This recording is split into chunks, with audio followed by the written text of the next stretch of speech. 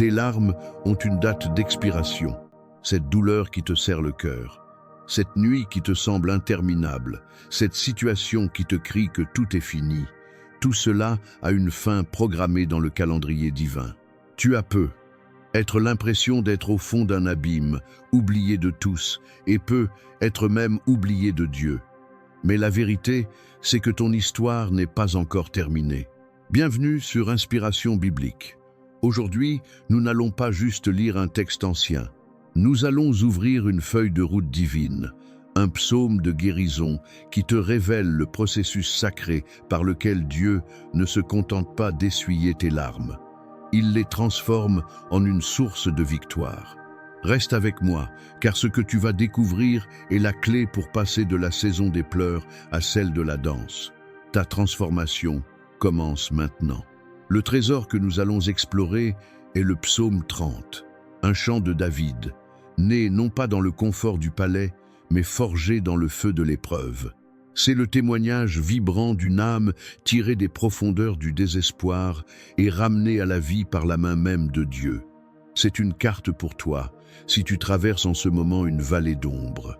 Je t'invite à faire silence en toi, à laisser chaque mot résonner et infuser ton esprit. Laisse cette parole ancienne te parler comme si elle avait été écrite pour toi ce matin. Verset 1, version Louis II. Psaume, cantique pour la dédicace de la maison, de David.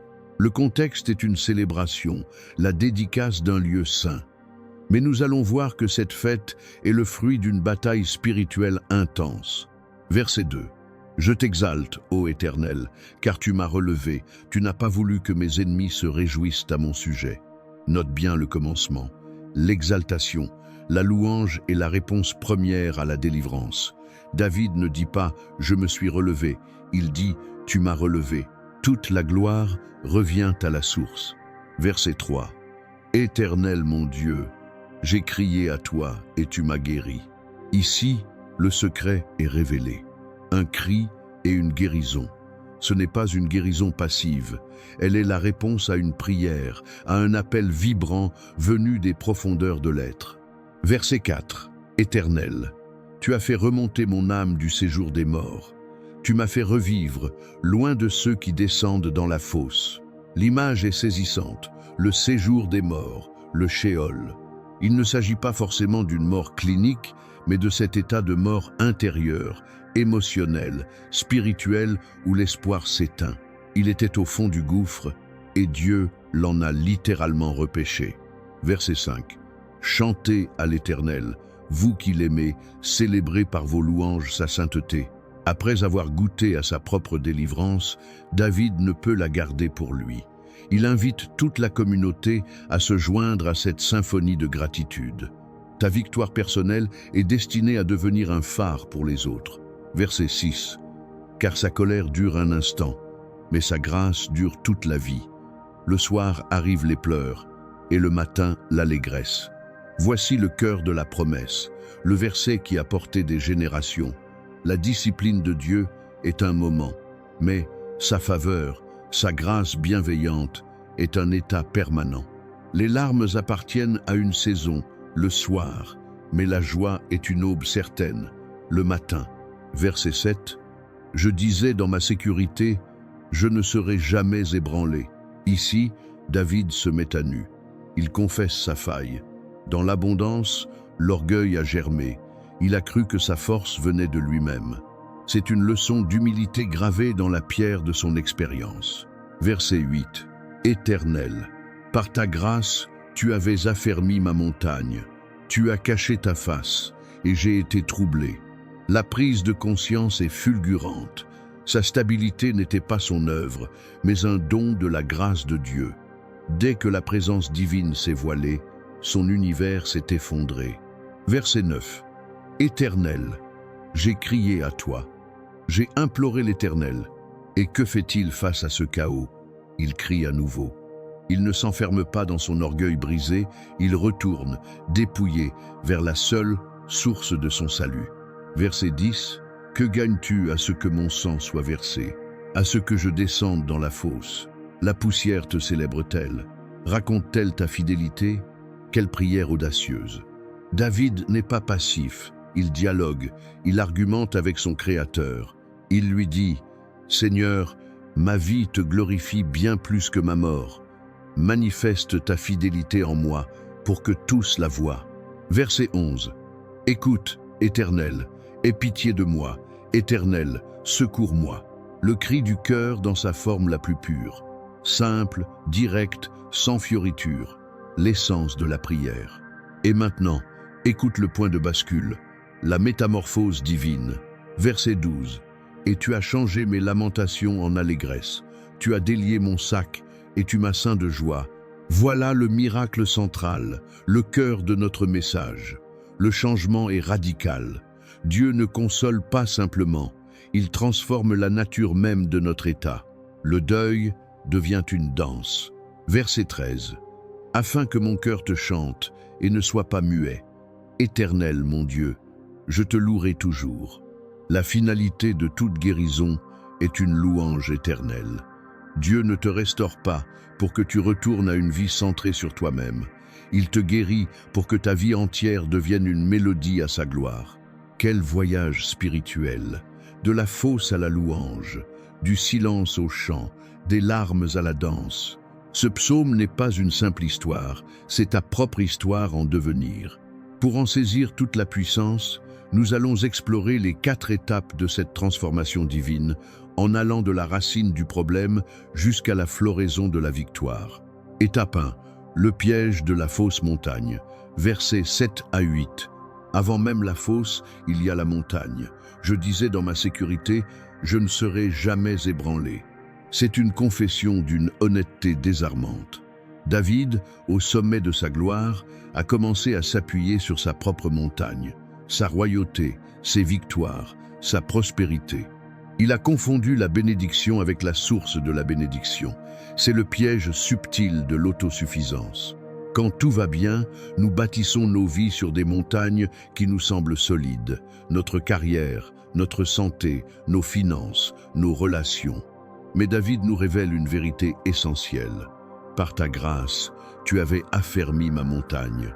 Ces montagnes ne sont stables que parce que la grâce divine les soutient. Application pour ta vie. Regarde en toi, avec honnêteté. Sur quelle montagne ta sécurité repose-t-elle vraiment aujourd'hui? Sur ton intelligence, ton travail, ton épargne? Si cette montagne venait à trembler, que resterait-il? Dieu, dans son amour, permet parfois que nos montagnes s'ébranlent, non pour nous détruire, mais pour nous inviter à construire sur le seul roc éternel, lui-même. L'épreuve qui t'humilie aujourd'hui est peu, être la grâce qui t'empêchera de t'effondrer demain. C'est un acte de réalignement, pas de punition. Mais une fois que la montagne s'écroule et que tu te retrouves au fond du trou, quelle est la première action à poser? David nous donne la clé dans l'étape suivante, l'acte qui déclenche tout le processus de guérison. Étape 2, le cri, clé de la délivrance, versets 3 et 9. David dit « J'ai crié à toi, et tu m'as guéri. » Et plus loin, « Éternel, j'ai crié à toi, j'ai imploré l'Éternel. » Dans notre souffrance, notre premier réflexe est souvent le silence. La honte, l'épuisement ou le sentiment que Dieu est lointain nous mure.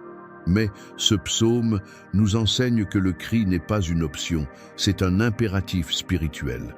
Le cri n'est pas là pour informer Dieu de ta situation, il la connaît déjà. Le cri est là pour transformer ta posture. C'est un acte de capitulation de l'ego et de transfert de confiance. C'est l'aveu de ton impuissance et la déclaration de « Est-ce ça, toute puissance ?» Dans le creuset de cette authenticité, de cette vulnérabilité brute, le lien divin se reforge et la puissance de guérison est libérée. Ta prière est-elle devenue une liste polie récitée du bout des lèvres? Dieu attend le cri de ton âme. N'aie pas peur de déverser ton cœur devant lui, avec ta peine, ta colère, ton incompréhension. C'est ce cri authentique, ce cri qui vient des entrailles, qui perce les cieux et fait s'arrêter le roi de l'univers, comme pour l'aveugle Bartimée. Ton premier pas pour sortir de la fosse n'est pas de chercher un plan, c'est de crier au seul qui puisse t'en extraire.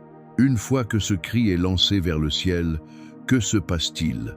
On entre dans une phase d'attente, mais cette attente n'est pas vide. Elle est soutenue par la plus grande promesse de ce psaume. Étape 3. La promesse sacrée de l'aube, verset 6. Le soir arrivent les pleurs et le matin l'allégresse. Grave cette promesse sur les murs de ton cœur. Elle te donne la perspective du ciel sur ton épreuve. Le soir, c'est ta saison actuelle. C'est un temps défini, limité. La Bible ne nue pas le soir. Jésus a pleuré.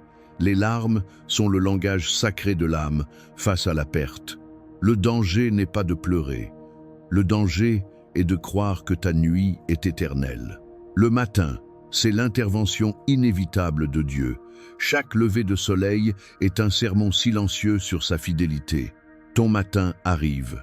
Et la joie qu'il apporte, l'hébreu la nomme Rinna, un cri de triomphe, un chant exubérant.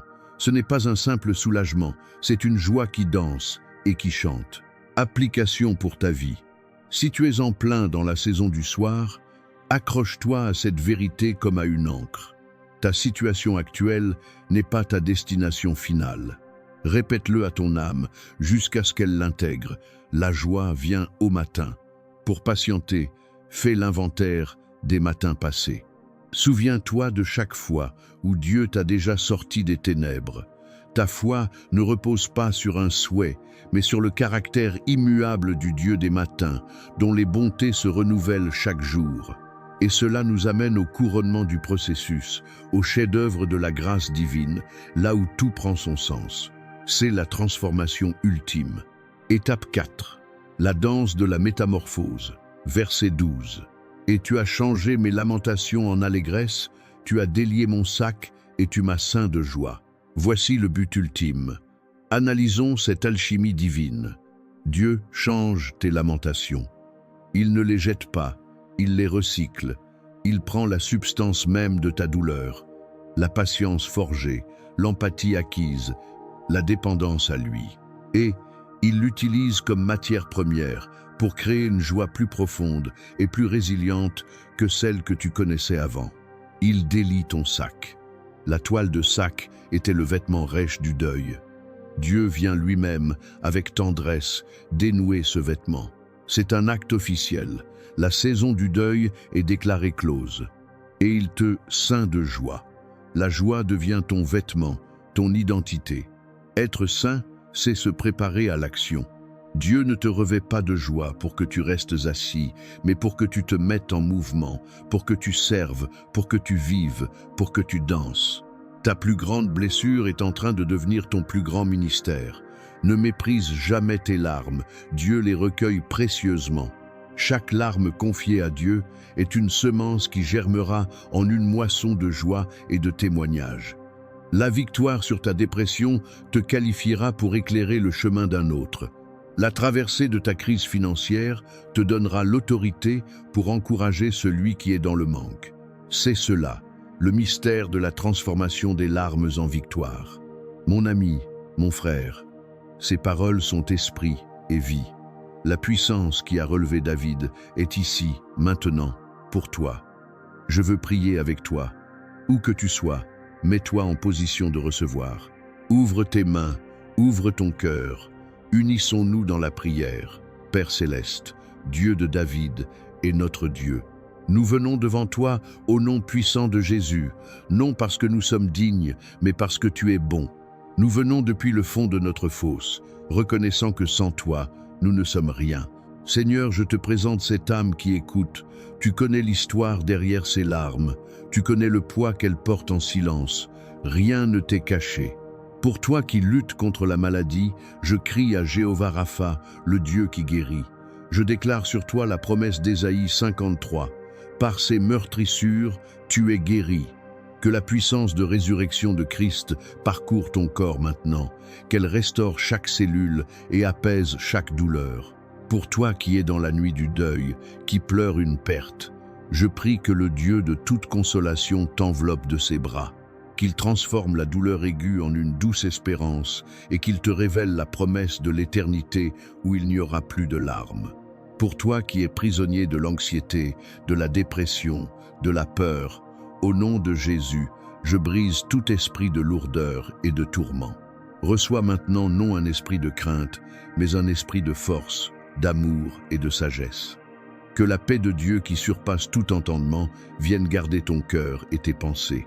Pour toi qui fais face à l'échec, au manque, à l'incertitude, je déclare que ton Dieu est Jéhovah Jireh, celui qui pourvoit, qu'il t'ouvre des portes inattendues et qu'il te rappelle que ta valeur est scellée en Christ, bien au-delà de tes circonstances.